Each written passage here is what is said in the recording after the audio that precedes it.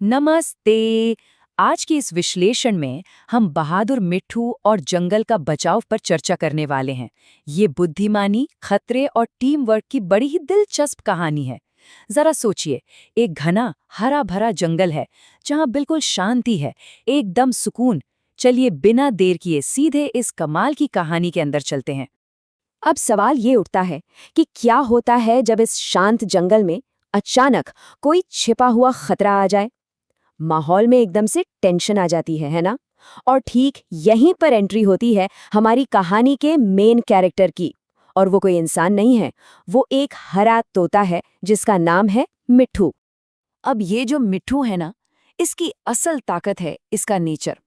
ये बेहद चंचल है और साथ ही बहुत समझदार भी। मतलब उसकी चंचलता उसे पूरे जंगल में बेफिक्र होकर कहीं भी उड़ने की आज़ादी देती है। लेकिन उसकी जो समझदारी है वो उसे किसी भी आने वाले खतरे को पहले से भांप लेने की ताकत देती है। और सच मानिए, आगे चलकर यही दो खूबियां पूरी बाजी पलटने वाली हैं। ठीक है, तो चलिए इसे थोड़ा और करीब से देखते हैं। शुरुआत में सब कुछ कितना नॉर्मल था। सुबह सुबह पेड़ों पर उड़ना, दोपहर में मस्त मीठे मीठे फल खाना, एकदम परफेक्ट रूटीन। लेकिन फिर अचानक कहानी में ट्विस्ट आता है। मिट्ठू देखता है कि जंगल में एक शिकारी आ गया है और वो चुपचाप अपना जाल बिछा रहा है। बस वो जो जंगल की शांति थी ना, वो एक झटके में टूट जाती है। अब जाल देखते ही मिट्ठू का रिएक्शन क्या था? उसने तुरंत एक्शन लिया। वो बिना एक सेकंड बर्बाद किए तेजी से उड़कर बाकी सभी पक्षियों के पास गया और जोर से बोला, सावधान, जंगल में खतरा है। उसने सिर्फ खुद की जान बचाकर भागने के बजाय पूरे के पूरे ग्रुप को अलर्ट करने का एकदम सही और जिम्मेदार फैसला लिया। अब देखिए, यहाँ जो बात सबसे ज्यादा हैरान करने वाली है और सच कहूँ तो थोड़ी दुखद भी है, वो ये कि इतना साफ अलर्ट मिलने के बाद भी कुछ पक्षियों ने मिट्ठू की बात पर ध्यान ही नहीं दिया। उन्होंने चेतावनी को पूरी तरह से इग्नोर कर दिया और इसका नतीजा, वो सीधे जाकर उस शिकारी के जाल में फंस गए। ये साफ दिखाता है कि जब हम किसी जरूरी जानकारी को नजरअंदाज कर देते हैं तो उसके परिणाम कितने भारी पड़ सकते हैं। लेकिन कहानी यहाँ खत्म नहीं होती। मुसीबत के इसी समय में तो असली लीडरशिप बाहर आती है। देखिए कैसे। कदम 1, मिट्ठू ने बिल्कुल हिम्मत नहीं हारी। कदम 2, उसने घबराने की बजाय तुरंत अपने बाकी दोस्तों को इकट्ठा किया और एक टीम बनाई। और कदम 3, उन सब ने मिलकर अपनी चोंच से उस जाल को काटना शुरू कर दिया।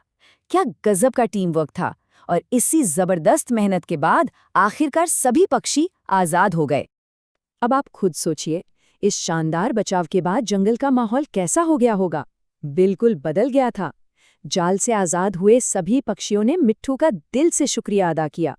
और सिर्फ पक्षी ही नहीं, जंगल के सारे जानवर इकट्ठा हो गए और उसकी बहादुरी की जमकर तारीफ करने लगे। मिट्ठू की समझदारी को अब पूरे जंगल में पहचान मिल गई थी।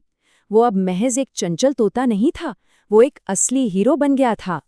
तो यहाँ सबसे अहम बात यह है कि मुसीबत के समय हमें एक दूसरे की मदद करनी चाहिए।